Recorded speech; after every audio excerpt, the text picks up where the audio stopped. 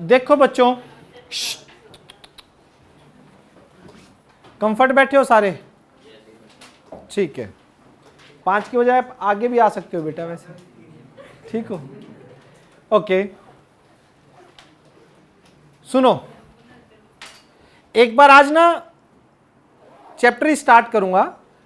कुछ बच्चे नए हैं, थोड़ा इंट्रो आप बाद में करते हैं। एक बार काम स्टार्ट करते हैं। आप लोगों को भी पढ़ना है, कुछ बच्चों, आपको तो नहीं पढ़ना, आपको कई बच्चों का ट्रायल भी है, तो हम डायरेक्ट चैप्टर के बारे में बता के स्टार्ट करता हूं काम, इंट्रो वगैरह, फिर मैं धीरे धीरे नाम याद हो जाएंगे मुझे, ठीक है? और बोलने वाले बच्चों से थोड़ी सी रिक्वेस्ट है, मत बोलिएगा आप लोग, ठीक है? अब वैसे मैं बता रहा हूं, आप बोलोगे तो मैं फिर क्लास से बाहर निकाल दूंगा, ठीक है? ऐसे नहीं करना। आओ,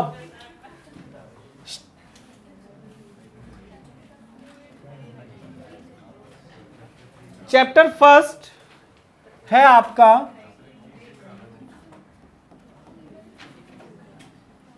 रिलेशन एंड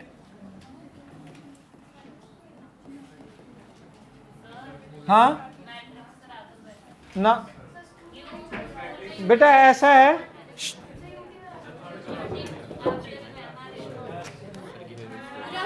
गुड आफ्टरनून, जल्दी आओ बेटा, जल्दी आओ बेटा। हाँ हाँ बच्चों, ऐसा है, सुन लो,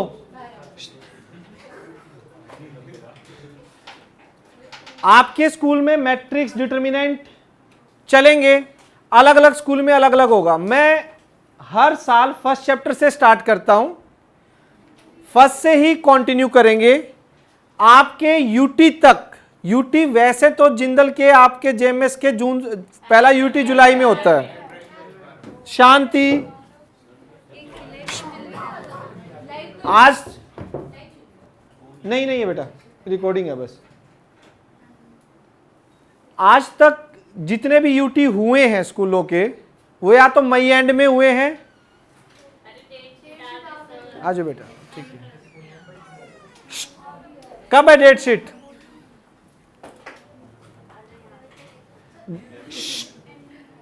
बच्चों कब से हैं आपके? अप्रैल में, ठीक है, कोई बात नहीं, अप्रैल एंड तक आप लोगों का थर्ड चैप्टर हो जाएगा, लेकिन क्लास में मैं फर्स्ट से स्टार्ट करूंगा, ठीक है? यूटी तक करवा देंगे, आप टेंशन मत लो, करवाऊंगा मैं। इसके ये लगा लो कि स्टार्टिंग की 3 एक्सरसाइज एलिमेंट से सिलेबस आपका रिड्यूस हो गया है। एक बार तो हम स्टार्टिंग में सिलेबस जितना सीबीएसई बोर्ड्स में आएगा, जो आपका +2 का सिलेबस है, वो करेंगे। डिलीटेड टॉपिक जरूरी है किस चीज के लिए? नॉलेज नहीं, आपका एनडीए का एग्जाम हो, आपका सीयूटी का एग्जाम हो गया, एंट्रेंस हो गया, इसके बाद उसमें आपके डिलीटेड टॉपिक्स भी आएंगे। उसके बाद हम अलग से टाइमिंग पे वो जरूर कर लेंगे, थोड़े थोड़े डिलीटेड टॉपिक है, ज्यादा भी नहीं है, ठीक है? एक बार हम पूरा प्रॉपरली +2 का जो सीबीएसई बोर्ड का सिलेबस है उसके अकॉर्डिंग चलेंगे, ताकि एक बार सिलेबस खत्म हो जाए, आपके प्रॉपर टेस्ट सीरीज स्टार्ट हो जाए। टेस्ट तो बीच में भी चलेंगे, लेकिन जो फुल सिलेबस है वो जितने दोगे, रिजल्ट आपका सारा उन्हीं से बनना है, ये कंफर्म है, इसमें कोई डाउट नहीं है, ठीक है? Relation and function chapter first start करते हैं। बहुत ही प्यारा चैप्टर है। पहली बात, इस चैप्टर के अंदर जितना आपने +1 में पढ़ा था, सेट में पढ़ा हुआ है ना, और सेकंड रिलेशन और फंक्शन पढ़ा है, आता है, बहुत अच्छी बात, नहीं आता कोई दिक्कत नहीं, मैं हर चीज को रिपीट करूंगा। समझ आ रही है बात? थोड़ा थोड़ा बेसिक टच जरूर हो जाएगा, तो नहीं आता तो टेंशन मत लेना। सेकंड, आज जो बेसिक होगा उस बेसिक के ऊपर ही इसकी पहली 2 एक्सरसाइज है। फर्स्ट एक्सरसाइज एलिमेंट्स की सेकंड एक्सरसाइज आज के बेसिक पे है, अलग से कोई बेसिक नहीं है। फिर उसके बाद थर्ड एक्सरसाइज के लिए अलग बेसिक है, 3 एक्सरसाइज से चैप्टर खत्म। ठीक है, ज्यादा टाइम नहीं लेगा। आप भर भर के डाउट भी दोगे, भर भर के डाउट एक्सरसाइज के, तो भी 10 से 12 दिन में खत्म है ये। ठीक है, चलो स्टार्ट करते हैं। और दूसरी बात, जो आज बेसिक होगा उस बेसिक पे सीबीएसई पिछले 10 सालों से जब 6 नंबर का क्वेश्चन आता है तो 6 नंबर का, और 5 का आता है तो 5 का। अभी जो 11 मार्च को पेपर हुआ है उसमें भी एक बड़ा क्वेश्चन आया हुआ है 4-5 नंबर का, आज जो टॉपिक होगा उससे। अगर आज आपने बेसिक अच्छे से कर लिया, इट मीन्स आप आज 4 या 5 नंबर पक्के करके जा रहे हो, ये भी कंफर्म है। पहले लेक्चर में कोई नहीं बोलता, लेकिन हमारा टॉपिक ऐसा है पहले लेक्चर का। करें स्टार्ट। दूसरा, अगर किसी बच्चे को समझ ना आए तो मेरे को उसी टाइम टोक देना, वेट नहीं करना है कि थोड़ा रुक जाते हैं फिर आगे जाके समझ आना स्टार्ट हो जाएगा, क्या पता आगे से लिंक हो। अगर ऐसा होगा तो मैं अपने आप रोक दूंगा। आपको जहां समझ नहीं आ रहा वहीं रोक देना, और कोई शर्म नहीं करनी है इस चीज में।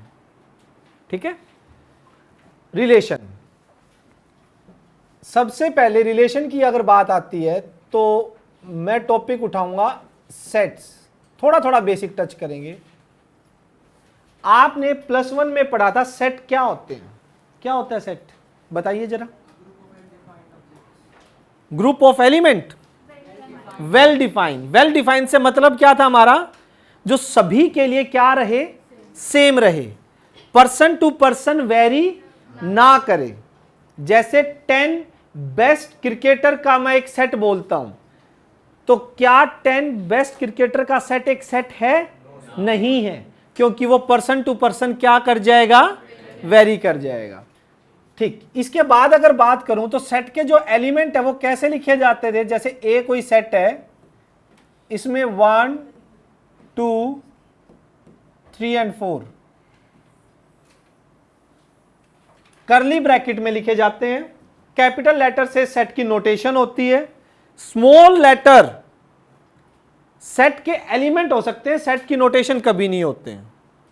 ठीक, जितने एलिमेंट एक सेट के अंदर होते हैं उनको सेट का क्या बोला जाता है, ऑर्डर ऑफ ए सेट। क्या बोला जाएगा, ऑर्डर ऑफ ए सेट। यानी कि number of element in set ए कितने बोले जाएंगे, यहां पे 4।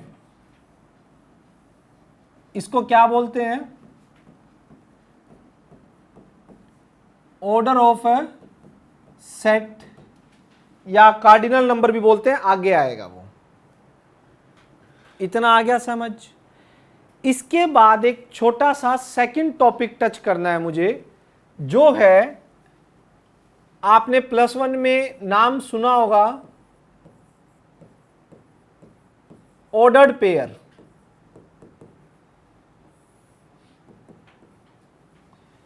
क्या होता है ऑर्डर्ड पेयर, कौन बताएगा? किसी को पता है ऑर्डर्ड पेयर क्या होते हैं? कोई भी नहीं पता? नाम से क्लियर हो रहा है, कोई बड़ी बात नहीं है, बहुत अच्छा है नहीं पता तो।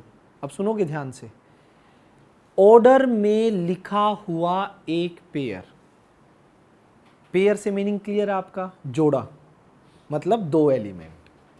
ठीक है, ऑर्डर पेयर मतलब ऑर्डर में लिखा हुआ, यानी कि अगर उसका ऑर्डर चेंज कर देंगे हम एलिमेंट्स का, तो वो ऑर्डर्ड पेयर भी क्या हो जाएगा, चेंज हो जाएगा। यानी अगर मैं यूं लिखता हूं A, B, ये एक ऑर्डर्ड पेयर है जिसके अंदर एलिमेंट्स एक पर्टिकुलर ऑर्डर में लिखे गए हैं, और ये दूसरा ऑर्डर्ड पेयर है। ये दोनों आपस में इक्वल बिल्कुल नहीं है, क्योंकि दोनों एलिमेंट्स का ऑर्डर जो है वो चेंज है। इस ऑर्डर्ड पेयर में पहला एलिमेंट A है, इस ऑर्डर्ड पेयर में पहला एलिमेंट B है। सेट के अंदर ऐसा नहीं होता था। सेट के अंदर बात करूं मैं, AB और BA सेम होते हैं, बट ऑर्डर्ड पेयर की अगर बात करें, ऑर्डर्ड पेयर में AB और BA सेम नहीं होते। बात समझ आ रही है नहीं आ रही? ठीक है ना। ऑर्डर्ड पेयर एक और फिक्स ऑर्डर में लिखा हुआ पेयर दो एलिमेंट्स का। अच्छा, इसका यूज कहां होता है, ऑर्डर्ड पेयर क्यों पढ़ रहे हैं। सेकंड अगेन आती है मेरी next definition, Cartesian product of two set.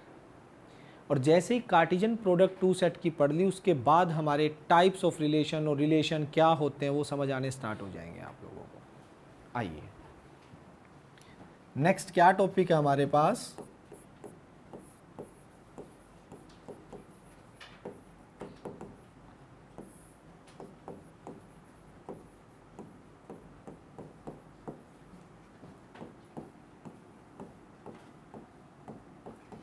ये भी आपने हर बच्चे को लिखना कंपलसरी है, ध्यान रखना।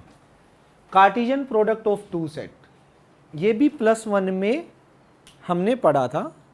क्या होता है इसका मीनिंग देख लीजिए। आपके पास एक सेट ए है जिसके अंदर 1 2 3 है, एक सेट बी है जिसके अंदर ए और बी एलिमेंट आ रहे हैं। A cross B Cartesian product एक सेट ही होगा जो डिफाइन कैसे है, ए क्रॉस बी कार्टेशियन प्रोडक्ट के अंदर आएगा क्या, क्या आएगा, उसके अंदर ऑर्डर्ड पेयर आएंगे एक्स और वाई डॉट। ये सेट लिखने की कंडीशन थी ना हमारी, सेट बिल्डर फॉर्म, जो सेट के बारे में इंफॉर्मेशन दे कि उसमें एलिमेंट कैसे आएंगे। तो एक्स वाई ऑर्डर्ड पेयर इस फॉर्म के एलिमेंट आने वाले हैं कार्टेशियन प्रोडक्ट में, जिसमें एक्स कहां बिलोंग करेगा, सेट ए से, एंड वाई कहां बिलोंग करेगा, सेट पी से। एक्स कहां से बिलोंग करेगा, सेट ए से, वाई कहां से बिलोंग करेगा, सेट बी से। ऑर्डर फिक्स है, पहले बता रहा हूं अगेन, ऑर्डर फिक्स है। पहला एलिमेंट ऑर्डर्ड पेयर में पहले सेट से मिलेगा जो कार्टेशियन प्रोडक्ट में पहले लिखा हुआ है, दूसरा एलिमेंट दूसरे सेट का होना चाहिए। अगर मैं इसी को यूं लिखूं बी क्रॉस ए और ये कहूं इसमें एक्स वाई आएंगे, तो इस कार्टेशियन प्रोडक्ट की जो सेट बिल्डर फॉर्म है उसमें बता सकते हैं कि पहला एलिमेंट कहां से होना पड़ेगा, सेट बी से। यानी एक्स कहां से बिलोंग करेगा, सेट बी से, एंड वाई कहां से बिलोंग करेगा, सेट ए से। क्लियर है, आ गया यहां तक समझ। ठीक, अब कार्टेशियन प्रोडक्ट करते हैं।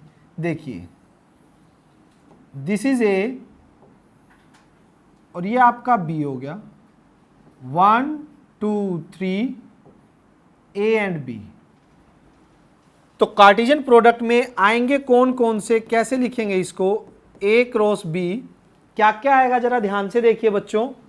1 के साथ कौन, ए, 1 किसके साथ जाएगा, B, 2a 2b, 3a 3b। तो क्या क्या आ जाएंगे इसके अंदर, 1a 1b 2a 2b 3a 3b। Clear है यहां तक, ठीक है। हर एक एलिमेंट बी के हर एक एलिमेंट के साथ ऑर्डर्ड पेयर बनाएगा।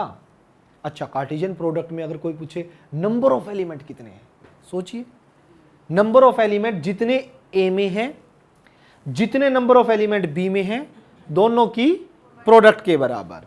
यानी कि अगर मेरे को कोई कहे number of element in A cross B, A cross B में कितने एलिमेंट आएंगे, number of element in A into number of element in B.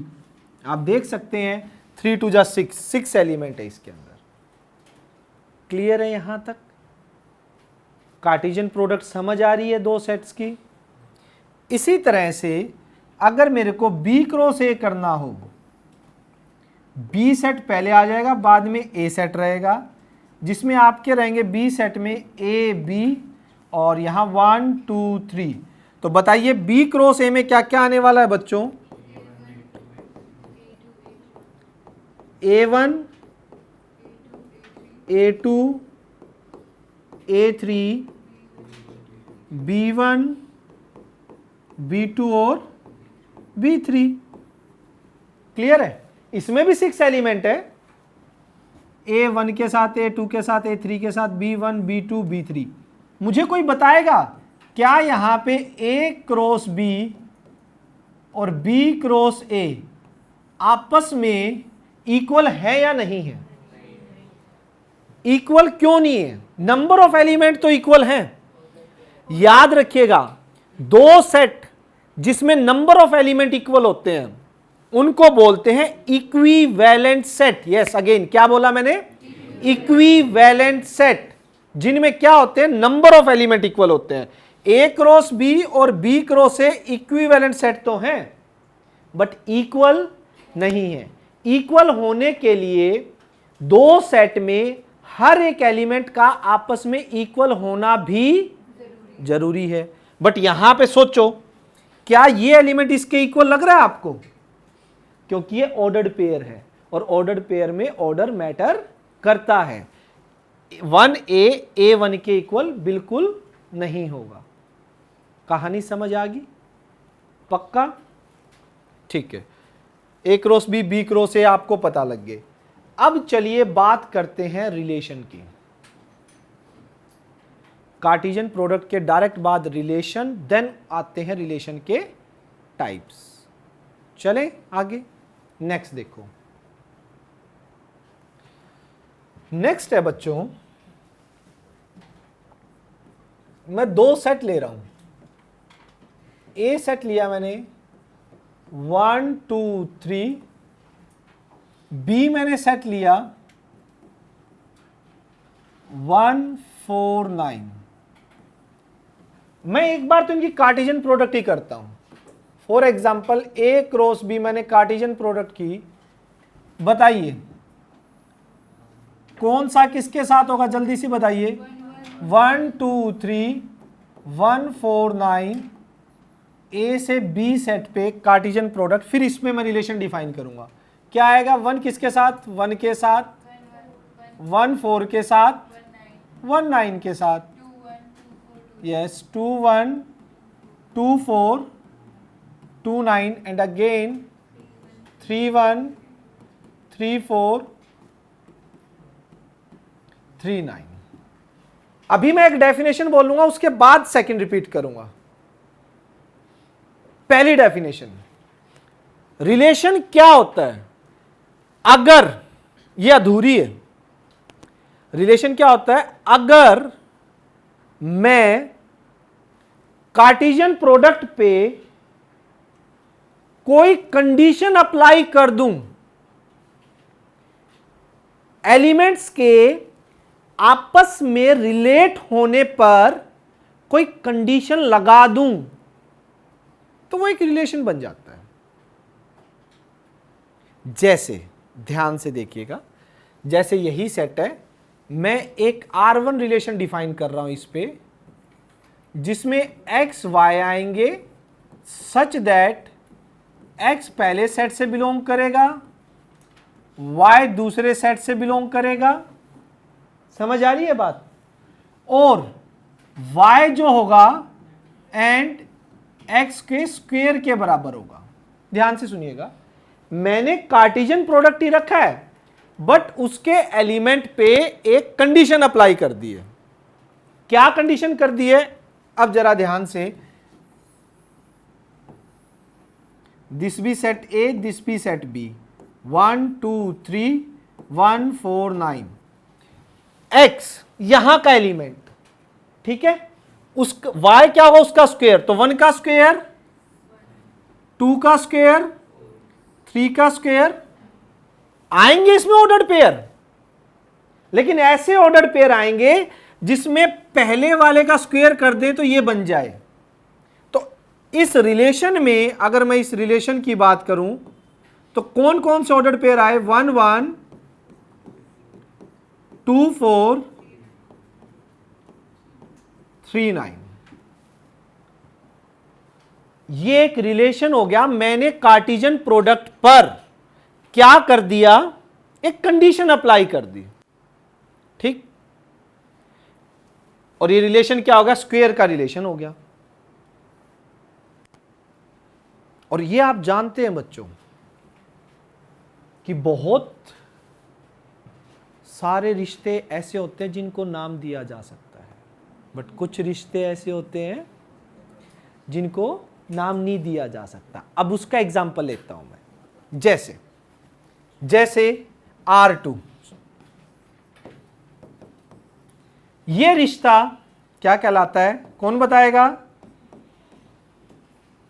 बस अब सुनो, क्या है ये रिश्ता, कोई बताएगा? कि आपने सर एक रिलेशन लिख दिया, मैंने लिख दिया एक रिलेशन, और ये है एक रिलेशन, लेकिन क्या लॉजिक है इनके बीच में? ऊपर तो लॉजिक बन रहा था। इस रिश्ते को क्या बोलोगे? इस रिलेशन को क्या नाम दोगे? तो जरूरी नहीं, ध्यान से सुन लीजिए, जरूरी नहीं हर एक रिलेशन को प्रॉपर इसी फॉर्म में लिखा जा सकता हो। इस रिलेशन को कैसे लिखा जा सकता है, जरा ध्यान से देखना। R2 को यूं लिखा जा सकता है, एक्स वाई आएंगे, ठीक है, एक्स किससे बिलोंग करेंगे, ए सेट से, वाई किससे बिलोंग करेंगे, बी सेट से, such that direct 3 is related to 1 and 3 is related to 9, that's इट। सीधा सीधा कि भाई 3 1 से रिलेटेड है, 3 9 से भी रिलेटेड है, दैट्स इट। क्या? सच दैट, इस तरह से आएंगे ऑर्डर्ड पेयर कि 3 1 से रिलेटेड होगा और 3 9 से रिलेटेड होगा। आर का मतलब रिलेटेड, सच दैट। देखिएगा ध्यान से, मैंने बताया, लिख दिया ऐसे। अब आपके मन में क्वेश्चन आएगा, और क्वेश्चन भी बड़ा प्यारा आएगा। ऐसे क्या सर, ऐसे तो मैं कुछ भी लिख दूंगा, ऐसे तो हम कुछ भी लिख देंगे। आपने ये रिलेशन बनाया, हमें रिश्ता प्यारा नहीं लगा, हम तो अपना रिश्ता बनाने चले, और आपने अपने रिश्ते में क्या एलिमेंट डाल दिए? बोलो क्या डालोगे? कोई भी 2-3 बोल दो जो आपको अच्छे लगे। 1 4, गुड, पता था मुझे मैक्सिमम जाएगी तुम। नेक्स्ट 3 9, नेक्स्ट कोई भी बोलो। 2 4, ले बेटा 1 9। अब ठीक है, अब सुनो, ये भी एक रिलेशन है। अब आप कहो सर ये कैसे रिलेशन है? क्या इसमें कोई पर्टिकुलर फॉर्म डिफाइन कर सकते हो जैसे स्क्वायर वाली? नहीं कर सकते। ये भी एक रिलेशन है। इसमें यूं तो बता सकता हूं ना, एक्स वाई ऑर्डर्ड पेयर आएंगे, एक्स सेट ए से लाई करेगा, वाई सेट बी से लाई करेगा, सच दैट 1 4 से रिलेटेड 3 9 से, 2 4 से, 1 9 से। समझ आ रही है बात? डायरेक्ट लिख सकते हैं रिलेशन को। अब रिलेशन की दूसरी डेफिनेशन, जो मैंने कहा था ना पहली थोड़ी सी अधूरी है या इसको या ना बोलो, अब परफेक्ट डेफिनेशन बता रहा हूं रिलेशन की। एवरी, अच्छा उससे पहले एक चीज ऑब्जर्व करो आप सभी, क्या इस रिलेशन में जो एलिमेंट आ रहे हैं क्या इसकी कार्टेशियन प्रोडक्ट से ही है? क्या उनसे अलग कोई एलिमेंट है इसके अंदर?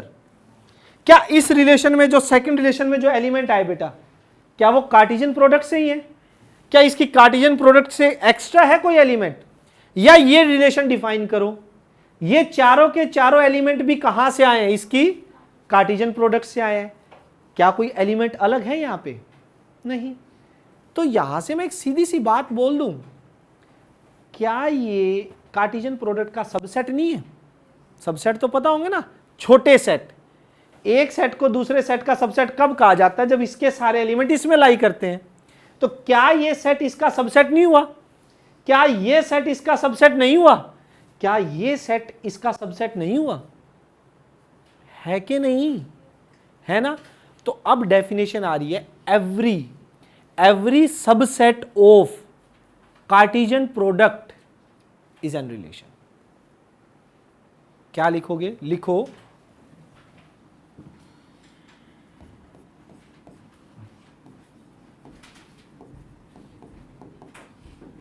Relation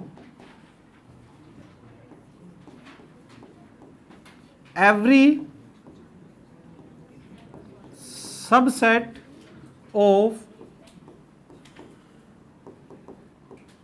Cartesian product of a set और sets is called a relation.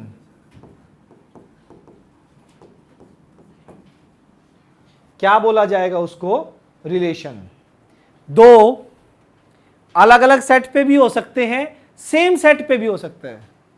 गर्वित को भी लग रही थी शायद, है ना?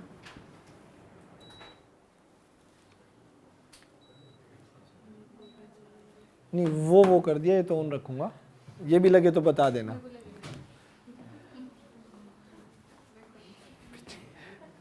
कर दूंगा, इसको बढ़ा देता हूं। इधर देखो, कर देते हैं अभी। तो हर एक सबसेट, एक सेट पे भी कार्टेशियन प्रोडक्ट जरूरी नहीं है। अच्छा, मैं ये भी बता दूं, जरूरी नहीं कि आपका सेट अलग अलग हो। रिलेशन सेम सेट से सेम सेट पे भी हो सकते हैं। जैसे 1 2 3 1 2 3 1 2 के साथ 2 3 के साथ, ये भी एक रिलेशन है। सेम सेट पे भी रिलेशन डिफाइन हो सकता है। इसीलिए मैंने बोला है कि every subset of Cartesian product of a set to itself, set to itself और सेट्स, दो अलग अलग सेट पे भी जा सकता है, इज कॉल्ड रिलेशन। उसको क्या बोलेंगे? रिलेशन बोल लेंगे। अब इस रिलेशन में एक खास बात देखना यार, इस रिलेशन में एक खास बात है। मैंने अभी अभी जो डेफिनेशन लिखवाई उसमें मैंने ये बात बोली है कि कार्टेशियन प्रोडक्ट का हर एक छोटा छोटा सबसेट जो भी होगा वो एक रिलेशन को डिफाइन करेगा। आप मुझे एक बात बताओ, क्या हर एक सेट अपने आप का सबसेट होता है खुद का? नहीं होता। फिर तो आप सबसेट की डेफिनेशन शायद नहीं जानते। इम्प्रॉपर सबसेट जिसको बोलते हैं, ध्यान से सुनो। अगर ये दो सेट है, एक सेट है 1 2 3, बी एक सेट है 1 2 3, क्या ये दोनों एक दूसरे के सबसेट नहीं है यार? सबसेट की डेफिनेशन क्या होती है?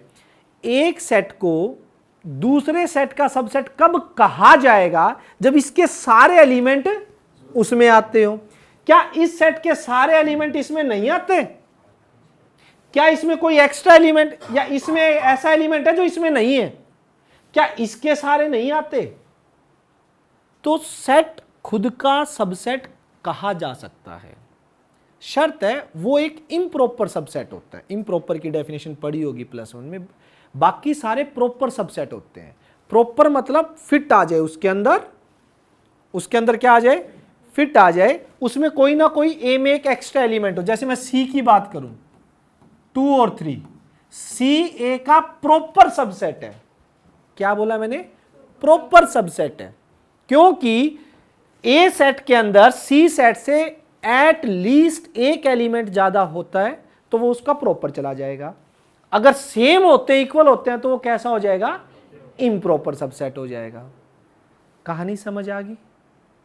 Any doubt? Proper subset, improper subset. तो यहां से अब मैं एक बात बोलने वाला हूं, जो ये कार्टेशियन प्रोडक्ट होती है ना आपकी दो सेट की, कार्टेशियन प्रोडक्ट अपने आप में ये भी एक रिलेशन होती है, एक रिलेशन को रिप्रेजेंट करती है। दो सेट की कार्टेशियन प्रोडक्ट भी क्या होती है? एक रिलेशन होती है। और आपको बता दूं, दो सेट के ऊपर सबसे बड़ा जो रिलेशन होता है ना, सबसे बड़ा, वो क्या होती है? उनकी कार्टेशियन प्रोडक्ट ही होती है। इससे ज्यादा एलिमेंट तो आपस में रिलेट कर ही नहीं सकते। एक एलिमेंट सभी के साथ रिलेट कर गया तो उसके बाद बचा क्या? नहीं कर सकते ना। तो दो सेट के ऊपर सबसे बड़ा रिलेशन ढूंढना हो तो वो उनकी कार्टेशियन प्रोडक्ट ही होती है। समझ आ गई बात? रिलेशन समझ आ गया? Every subset of Cartesian product is a relation. कुछ रिलेशन होते हैं जो स्क्वायर वगैरह से शो किए जा सकते हैं, कुछ रिलेशन के नाम नहीं होते, मतलब उनको सेट बिल्डर फॉर्म में प्रॉपरली नहीं लिखा जा सकता, उनको सिर्फ यूं रिलेट करके दिखाया जा सकता है मैक्सिमम। समझ आ गई बात? डायरेक्ट। चलो भाई, इसके बाद हमारा मेन टॉपिक स्टार्ट होता है, टाइप्स ऑफ रिलेशन।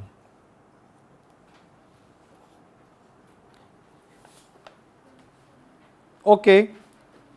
अच्छा, एक फॉर्मूला लिख लो नंबर ऑफ रिलेशन का। चलो इकट्ठे लिखवाऊंगा, ये काफी सारे फॉर्मूले हैं, अलग अलग पेज पे लिखवाने की बजाय एक ही पेज पे लिखवा दूंगा। ठीक है, नंबर ऑफ रिलेशन दिस इतने इतने इतने। अब टाइप्स ऑफ रिलेशन है, वो आ जाइए। मोस्ट इंपॉर्टेंट टॉपिक है ये, आज का मेन टॉपिक है। ये तो थोड़ा +1 से रिलेटेड था, वही चीज मैंने बताई थी अभी। यहां +2 में कोई नई चीज देखने को नहीं मिली होगी, +2 की, +1 के ही थे लगभग ये सारे टॉपिक। अब स्टार्ट होता है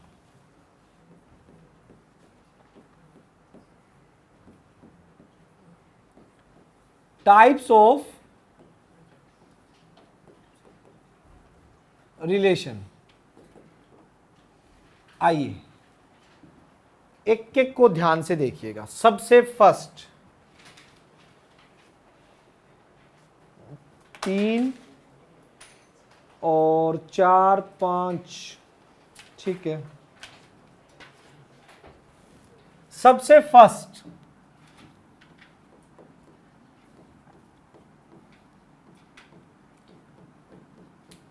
identity relation.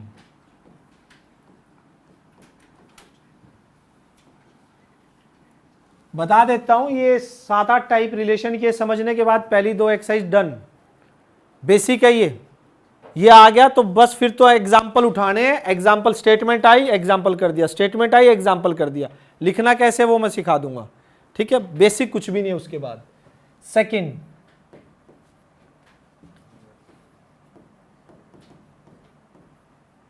Universal relation.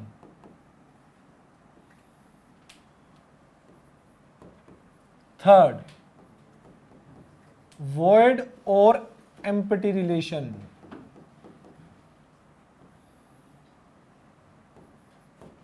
Fourth, inverse relation. Fifth,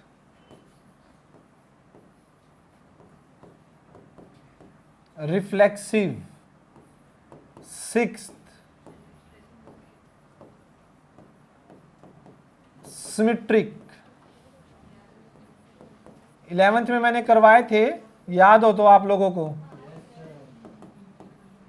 transitive.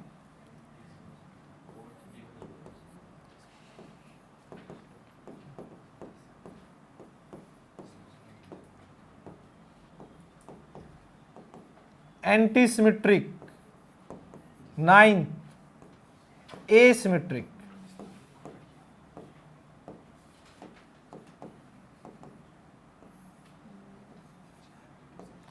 बस ये 9 टाइप हैं।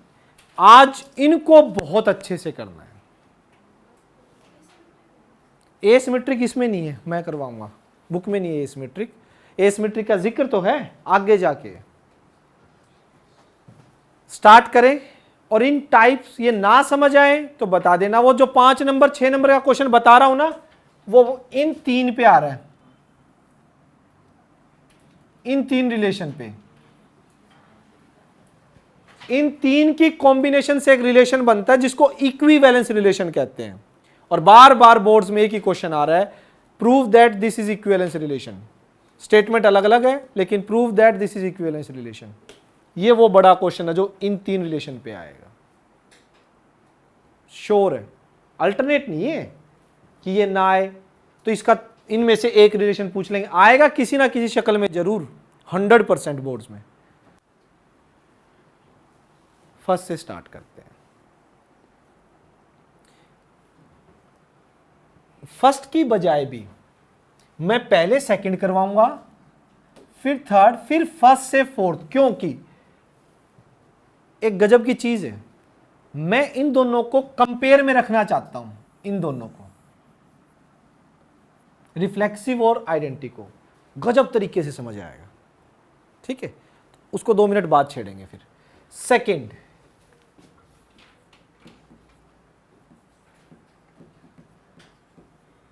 Universal relation.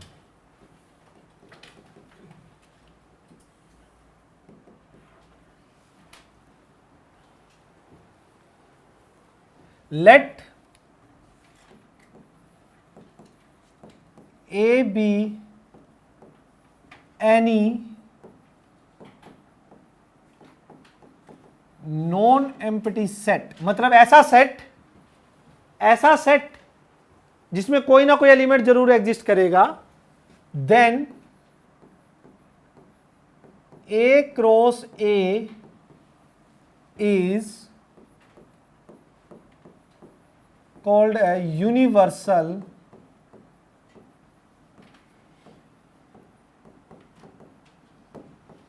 Relation. A cross A क्या बोला जाएगा? Universal relation.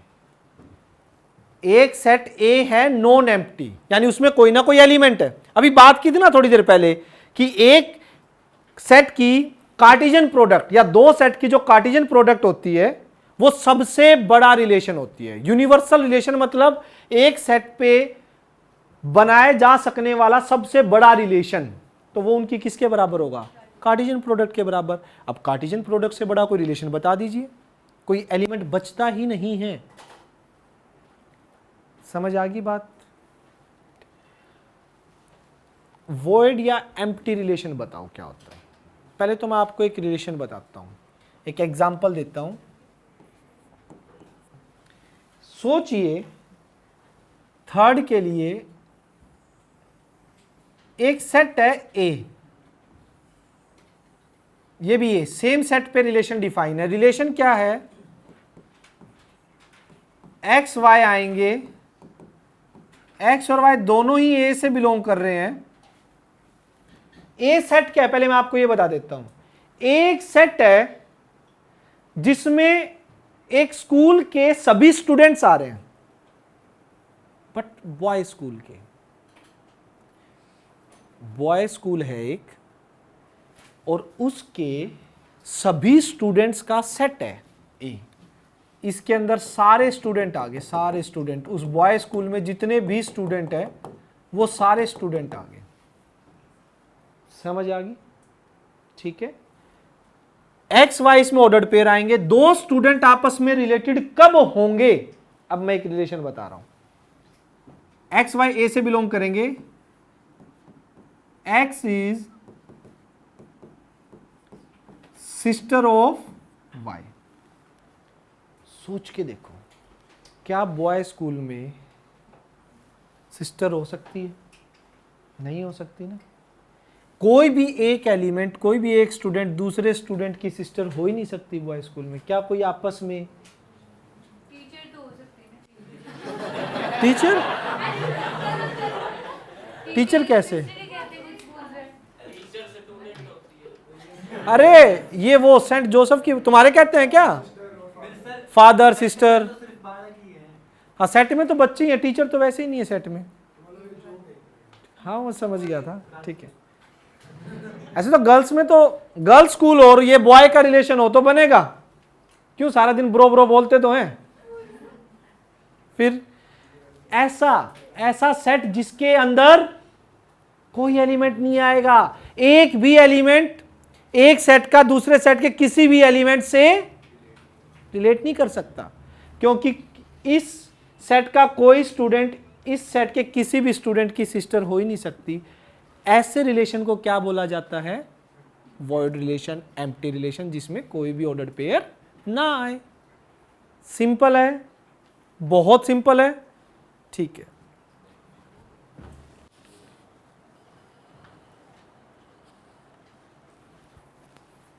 डेफिनेशन लिख लो इसकी।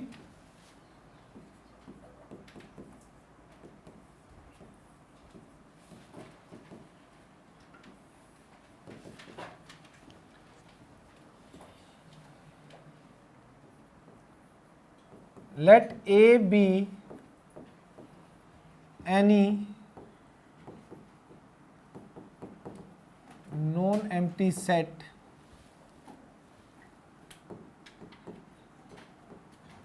then R is said to be void relation if no element of set A is no element of set A is related to any element of set A set का कोई भी element किसी भी दूसरे element से related नहीं होना चाहिए। तो उस रिलेशन को क्या बोलेंगे बताइए शाबाश, कौन सा रिलेशन बोलेंगे? Void relation. समझ आ गई कहानी? किसी तरह की कोई दिक्कत, कोई परेशानी? एक थर्ड पे चलते हैं, फिर बढ़िया वाले रिलेशन स्टार्ट होंगे। सॉरी फोर्थ पे, फोर्थ वाला और कर लो, सेकंड थर्ड फोर्थ हो जाएंगे। फिर इनवर्स रिलेशन।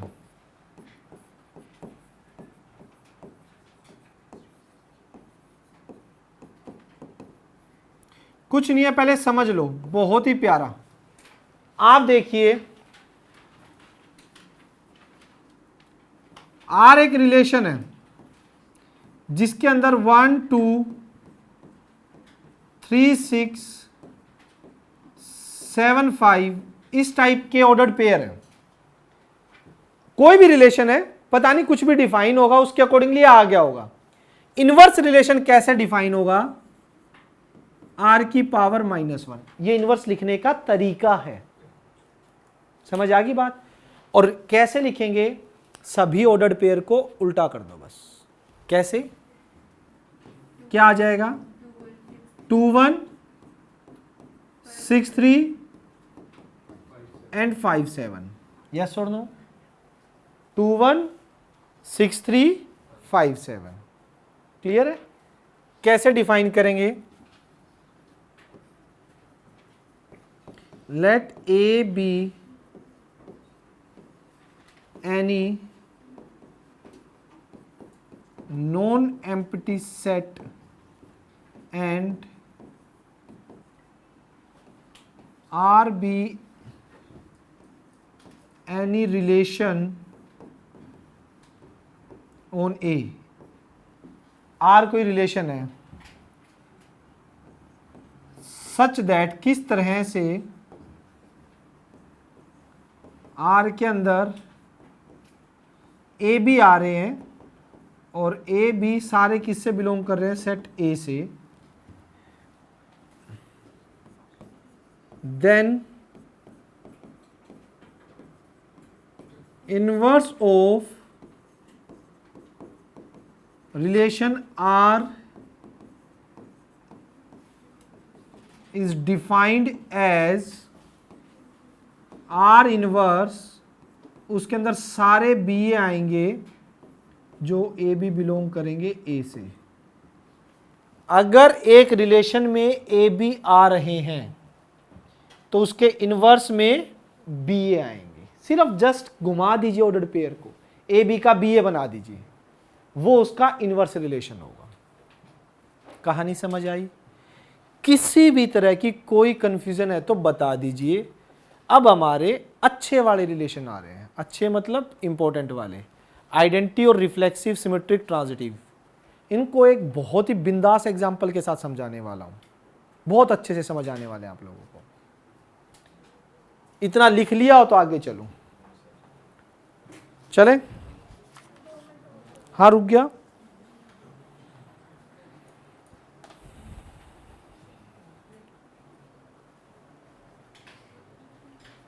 एक सेकेंड रुकना। हेलो, हाँ जी,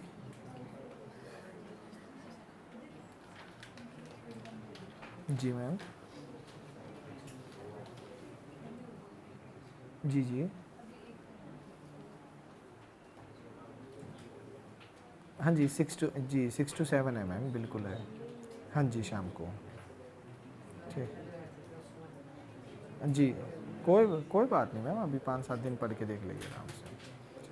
ठीक है जी। 24,000 है मैम +1 के। हाँ जी पूरे एनुअली।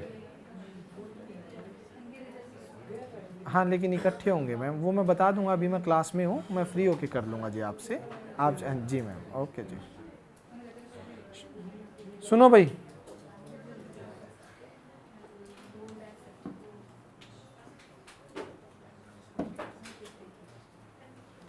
देखिएगा ये क्यों कर दिया, तो इसको हिला देना थोड़ा सा, ये ऑन हो जाएगा ये। चलो कोई बात नहीं, छोड़। देखो बच्चों, नोट हो गया, चलें।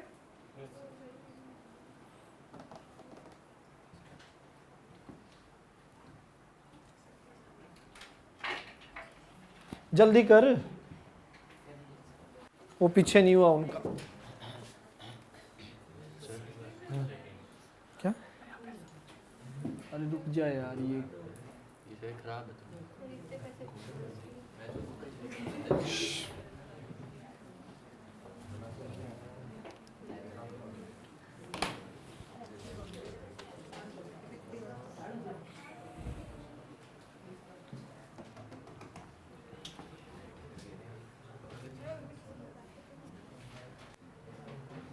चलें।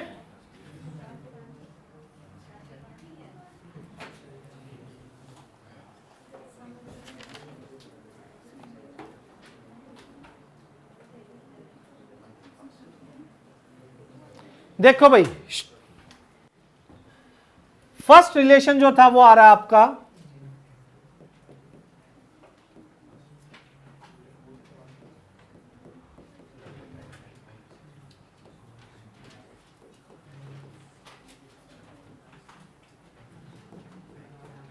Identity relation. सुनिए, क्या होता है आइडेंटिटी रिलेशन?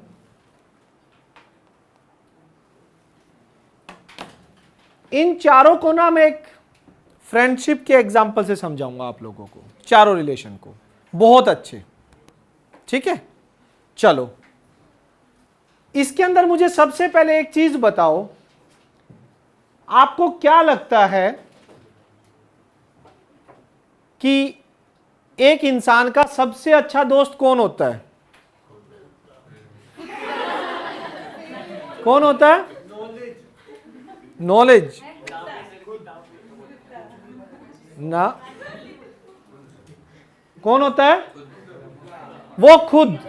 बस, एक इंसान का सबसे अच्छा दोस्त वो खुद होता है। अगर हम अपने बारे में सब कुछ जानते हैं ना, तो हमसे अच्छा दोस्त हमारे लिए कोई नहीं है।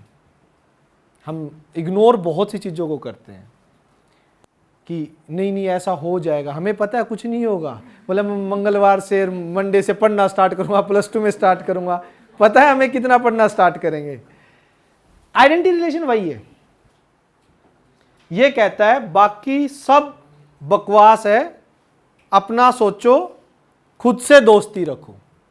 आइडेंटिटी रिलेशन एक ऐसा रिलेशन है जिसके अंदर कंडीशन है हर एलिमेंट सिर्फ खुद से दोस्ती करेगा, कोई भी एलिमेंट किसी और से दोस्ती नहीं कर सकता। समझ आ रही है बात? यानी कि मैं एक सेट ले रहा हूं, डेफिनेशन लिखवाऊंगा अभी, डेफिनेशन नहीं, पहले समझो ना चीज को। एक सेट लिया मैंने A, 1 2 3, ये सेम सेट पे डिफाइन होता है, सेम सेट पे A to A, 1 2 3 1 2 3। सीधी सीधी बात कह दी, हर एक एलिमेंट को अपने खुद के साथ रिलेशन बनाना ही पड़ेगा, दैट्स इट। हर एक एलिमेंट को खुद के साथ रिलेशन बनाना पड़ेगा। अगर किसी भी एलिमेंट ने खुद के साथ रिलेशन नहीं बनाया या एक एलिमेंट ने किसी और के साथ रिलेशन बना लिया, तो वो आइडेंटिटी रिलेशन नहीं होगा। मैं क्या कहना चाह रहा हूं कि अभी करता हूं, जैसे इसके अंदर 1 1 आ गया,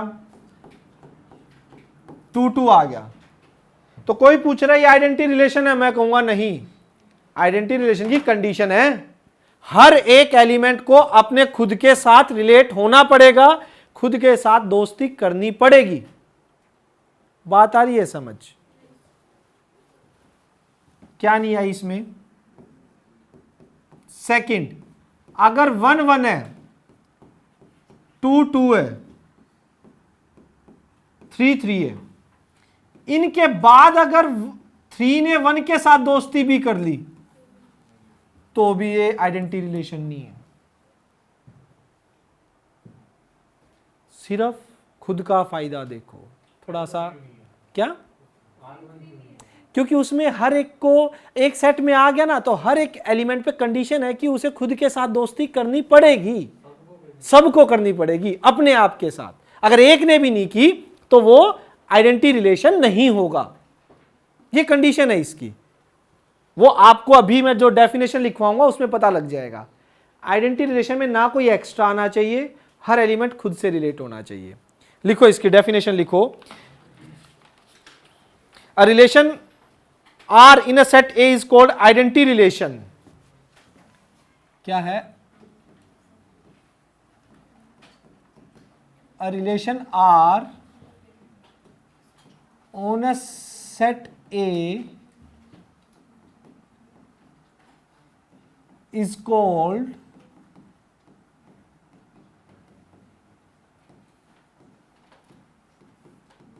identity relation if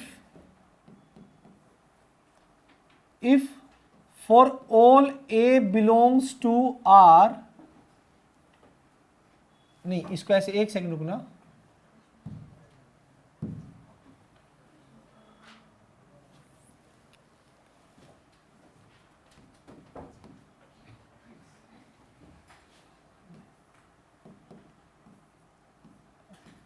ए आएंगे for all A belongs to A. R के अंदर क्या आएंगे? ए ऑर्डर्ड पेयर आएगा ए का, यानी कि 1 1 2 2 3 3 जितने भी ए। अर्पित ये जो कंडीशन है ना वो तेरे वाले क्वेश्चन के लिए है, फॉर ऑल ए, हर एक एलिमेंट जो किससे बिलोंग कर रहा है, सेट ए से बिलोंग करेगा, उसके लिए वो खुद के साथ रिलेशन बनाएगा ही बनाएगा, तभी उस रिलेशन को आइडेंटिटी रिलेशन बोला जाएगा। कहानी समझ आ गई? पक्का नोट कर लिया? ठीक, आइए आइडेंटिटी के बाद अब 3 रिलेशन है बहुत बढ़िया, उन पे चलते हैं। देखिए सीन क्या है।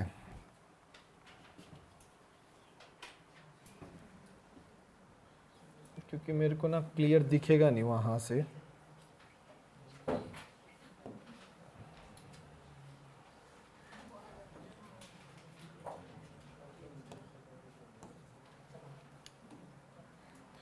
देखो भाई,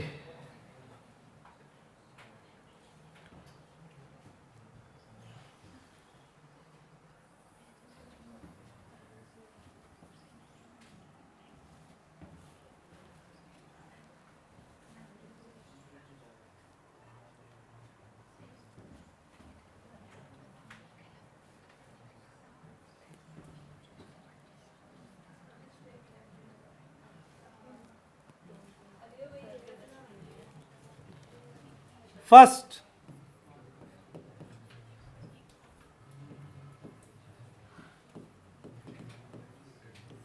रिफ्लेक्सिव, सेकंड मैं इन तीनों को अलग से लिख रहा हूं, symmetric, and third one is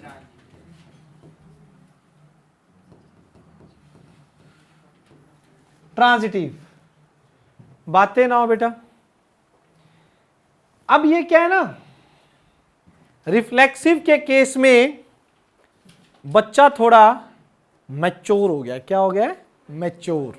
वो ये सोचता है कि यार जब मैं खुद की अच्छाइयों के बारे में जानता हूं, अपने बारे में बहुत अच्छे से जान लिया, मैं खुद का बहुत अच्छा दोस्त हूं, तो मैं अपने गलत फ्रेंड क्यों बनाऊंगा?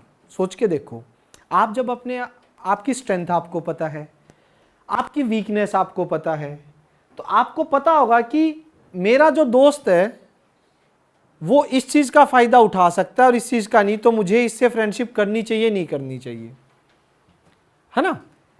तो रिफ्लेक्सिव थोड़ा सा मैच्योर हो गया किससे? आइडेंटिटी से।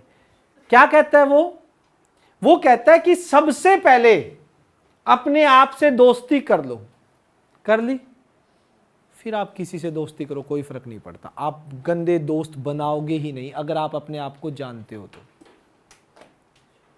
ध्यान से, ये एग्जाम्पल सिर्फ इसलिए हैं कि ना तो आपको कभी कंफ्यूजन होगी, ना आप आइडेंटिटी रिफ्लेक्सिव को मिक्सअप करेंगे, ना इनको मिक्सअप होने देंगे।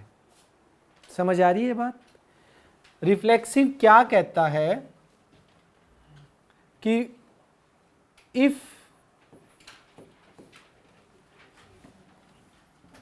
A belongs to A, this implies A belongs to R। वो कह रहा है अगर किसी सेट के अंदर कोई एलिमेंट जा रहा है तो वो खुद से जरूर रिलेट होना चाहिए, उसके बाद अगर उसे किसी के साथ रिलेशन बनाना है तो बनाए, कोई दिक्कत नहीं है। फॉर एग्जाम्पल मान लीजिए ए सेट है 1 2 3 1 2 3, 1 1 के साथ, 2 2 के साथ, 3 3 के साथ। हो गई ये आइडेंटिटी, यहीं तक रुक गई थी ना, इससे आगे नहीं बढ़ना था आइडेंटिटी में। बट ये क्या कह रहा है, रिफ्लेक्सिव कह रहा है एक बार अगर खुद से दोस्ती हो गई उसके बाद आप बाहर भी दोस्ती कर सकते हो। 1 2 से कर सकता है, 3 भी 2 से कर सकता है, 2 उसके बाद 1 से कर सकता है। ध्यान से सुनना मेरी बात, यानी कि रिलेशन रिफ्लेक्सिव के लिए क्या क्या जरूरी है, पहले खुद से रिलेट होना, 1 1 2 2 3 3 मस्ट है। एक रिलेशन सभी एलिमेंट्स का खुद से रिलेट होना मस्ट है। एक बार जब खुद से दोस्ती कर ली फिर किसी से करो, फिर आपका 1 2 के साथ दोस्ती कर सकता है, 3 2 के साथ दोस्ती कर सकता है, 2 1 के साथ, उसे कोई फर्क नहीं पड़ता बाद में कोई एलिमेंट किससे रिलेट हो रहा है, ये इसकी कंडीशन है। लेकिन हर एक एलिमेंट को खुद से रिलेट जरूर होना पड़ेगा। जितने भी ए आ गए उनके लिए ए तो रिलेशन में जाएगा, बाकी चले जाओ, कोई दिक्कत नहीं है। एक बार अपने आप से अच्छी दोस्ती कर लो, आपकी वीकनेस आपकी स्ट्रेंथ आपको पता होनी चाहिए, बस उसके बाद आप बाहर दोस्ती कर रहे हो, कोई दिक्कत नहीं है, आप समझदार हो गए हो ना बेटा। अगर सिर्फ सुन जरा ध्यान से, अगर सिर्फ तू यही क्लोज कर देता है तो भी ये रिफ्लेक्सिव है, ये आने के बाद तू ये क्लोज कर दे तो भी ये रिफ्लेक्सिव है, इतने में भी रिफ्लेक्सिव है, ये तीनों मस्ट है, इसके बाद तू यहां भी क्लोज कर दे तीनों पे तो भी वो रिफ्लेक्सिव है, एक्स्ट्रा डाल रहा है तो भी रिफ्लेक्सिव है, ये तीनों होने चाहिए। तो ऐसा नहीं कि सारे डाल दे वो भी रिफ्लेक्सिव है। अब यहां से एक चीज मैं बोल रहा हूं, देखना किस किस को समझ आई ये बात। जो भी रिफ्लेक्सिव रिलेशन होगा वो जरूरी नहीं कि आइडेंटिटी हो या ना हो, अगर वो यहीं तक रुक जाता है तो आइडेंटिटी है। तो वो आइडेंटिटी भी है, बट एक्स्ट्रा दोस्ती करता है बाहर तो सिर्फ वो क्या होगा, रिफ्लेक्सिव होगा, आइडेंटिटी नहीं होगा। बट हर एक आइडेंटिटी रिलेशन रिफ्लेक्सिव होगा, क्योंकि आइडेंटिटी में खुद के साथ दोस्ती है और वो जरूरी है, वो तो होगी। तो रिफ्लेक्सिव की पहली कंडीशन तो ये है ना, बाद में और हो तो हो, आइडेंटिटी में नहीं होना चाहिए। अब समझ आ रहा है मैंने इन दोनों को साथ क्यों समझाया, फर्स्ट और इसको कैसे रिलेटेड है ये आपस में, यस और नो। एनी कंफ्यूजन कोई भी, अरे 5 नंबर का बोर्ड्स का क्वेश्चन पक्का हो रहा है मेरे भाइयों, कहाँ ध्यान है, सिर्फ ये सच आइडेंटिटी और ना, रिफ्लेक्सिव सिमेट्रिक ट्रांजिटिव ये प्रूव करने आएंगे, ये तीनों 5 नंबर में आए हुए हैं। बोर्ड्स का पेपर भी यहीं पड़ा है मेरे पास, अभी जो 23 को हुआ है, 23 वाला, मतलब 2023 का 11 मार्च का जो पेपर है मेरे पास पड़ा है। मैं तीनों सेट में दिखा देता हूँ, तीनों सेट में आया हुआ है क्वेश्चन, रिफ्लेक्सिव सिमेट्रिक और ट्रांजिटिव प्रूफ करना, 5 नंबर का क्वेश्चन। उससे पहले वाले सालों के उठा लो, उनमें भी आया हुआ है। समझ आ गई, चले आगे। सिमेट्रिक सोच के देखो, अब दोस्ती में क्या होता है,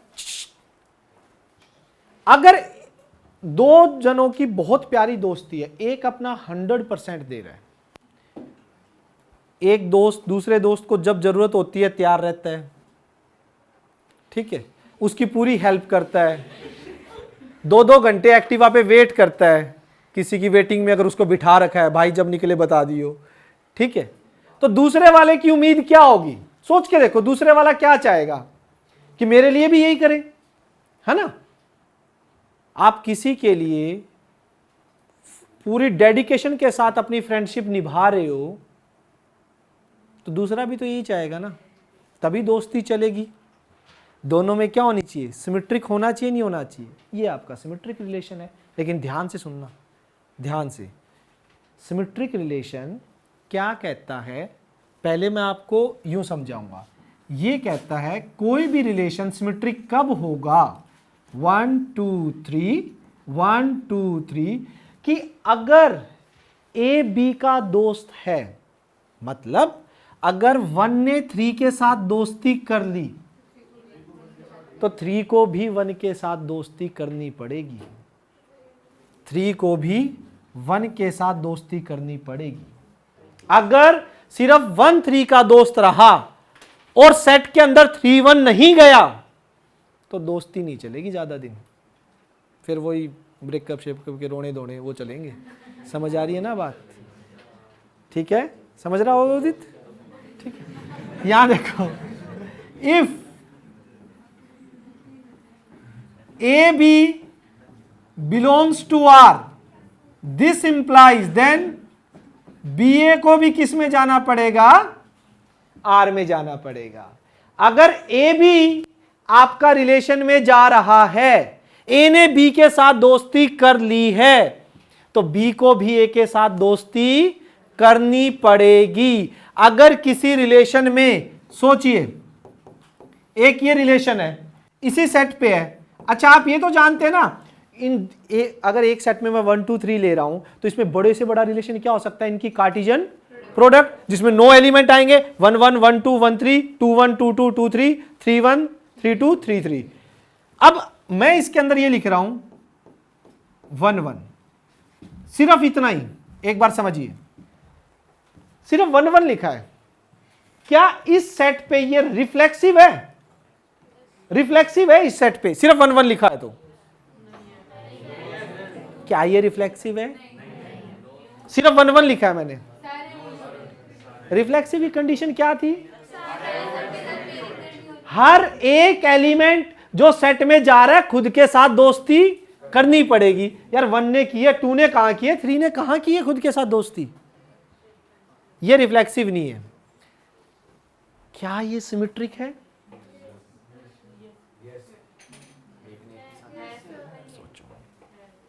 सिमेट्रिक में क्या होता है, सिमेट्रिक में था ए ने बी के साथ दोस्ती की तो बी को भी ए के साथ करनी पड़ेगी। ए और बी 1 1 है तो 1 1 का उल्टा क्या हुआ, वो तो लाई कर रहे हैं, वो तो लाई कर रहा है ना। समझ आ रही है बात, ये सिमेट्रिक है। अच्छा, मैंने 2 3 लिख दिया, ये सिमेट्रिक है, ये सिमेट्रिक है बिल्कुल भी नहीं है। क्यों नहीं, क्योंकि 2 ने 3 के साथ दोस्ती कर दी, 3 2 कहां है, नहीं है। अब सिमेट्रिक है, अब है कि नहीं है, आ रही है बात समझ में। एक चीज हमेशा ध्यान रखना, जैसे मैंने पहले भी बताया था, अगर मैं किसी को बोलता हूं कि आपने मुझसे झूठ बोला, ठीक, सोच के देखो, मैं कहता हूं समायरा आपने मुझसे झूठ बोला, बोला ना, ये अच्छा रिप्लाई नहीं होता, ये होता है कब बोला सर, मैं बता भी दूंगा उस दिन बोला, क्या झूठ बोला, यही होता ना अगला रिप्लाई, क्या झूठ बोला। ध्यान रखना बच्चों, जब भी किसी रिलेशन को झूठा प्रूव करना हो, फॉल्स प्रूव करना हो, आपके पास एक एग्जाम्पल रेडी होना चाहिए, आपके पास एक एग्जाम्पल उसी टाइम पे रेडी होना चाहिए। क्योंकि किसी को भी आप बोलते हो कि ये झूठा है, बोला क्या झूठ बोल दिया, बता तो कौन सी बात थी, तो आपके पास वो बात होनी चाहिए रेडी, जिससे उसको झूठा प्रूव किया जा सके। वेट, जब तक मेरे ये थे 1 1 था, मेरे पास कोई एग्जाम्पल नहीं था कि 1 1 लाई कर रहा उसका उल्टा 1 1 लाई कर रहा था, तो रिफ्लेक्स सिमेट्रिक है। लेकिन जैसे ही यहां पे मैंने 2 3 लिखा, अब इतना लिखते ही मैं बोल सकता हूं कि सिमेट्रिक नहीं है। वो पूछेगा एग्जामिनर क्यों नहीं है, अरे 2 3 लाई कर रहा है, 3 2 नहीं कर रहा। ये एग्जाम्पल मैं दूंगा उसको जब सॉल्यूशन लिखूंगा, 5 मार्क्स में पूरा एक्सप्लेन करूंगा, तो सॉल्यूशन में उसको एग्जाम्पल देना पड़ेगा कि ये सिमेट्रिक क्यों नहीं है। मेरी बात समझिएगा, जब भी किसी चीज को मैथमेटिक्स में, जब भी कोई चीज फॉल्स प्रूव करनी हो या फिलअप आ गया, कुछ भी आ गया, फॉल्स दिखाना हो, तो आपके माइंड में एक एग्जाम्पल घूमना चाहिए उस टाइम कि फॉल्स है तो किस वजह से फॉल्स है। समझ आ रही है बात? तो यहां पे 2 3 है, 3 2 नहीं था इसलिए फॉल्स था, अब ये सिमेट्रिक हो गया। समझ आ गई बात? सिर्फ ये होता, सिर्फ ये 2 एलिमेंट होते, सिमेट्रिक है। आ रही है बात समझ में? तो ये सिमेट्रिक है। सिमेट्रिक में खुद से दोस्ती की कोई जरूरत नहीं है। अगर ए बी से दोस्ती कर रहा है तो ही बी को ए के साथ दोस्ती करनी पड़ेगी। ये इफ की कंडीशन है बच्चों, ये डेफिनेशन में देखिए, इफ अगर ए बी का दोस्त है, ए बी का दोस्त नहीं है, तो मैं बी को क्यों बोलूं तू ए से दोस्ती कर? पहले ए को बी का दोस्त होना पड़ेगा, ए बी को जाना पड़ेगा रिलेशन में, देन बी ए के बारे में सोचेंगे, बोलेंगे। मेरी बात समझ आ रही है? समीक्षा। ट्रांजिटिव, ये भी, अब यहां पे एक दोस्ती में मेंबर बढ़ गए हैं। मेंबर कैसे बढ़ गए हैं? दोस्ती 2 जनों की थी, यहां पे तीसरा आ गया, और तीसरे की एंट्री होती क्या होता है?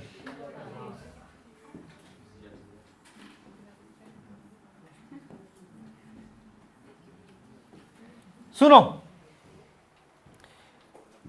ए बी आपस में बहुत अच्छे दोस्त हैं, ए और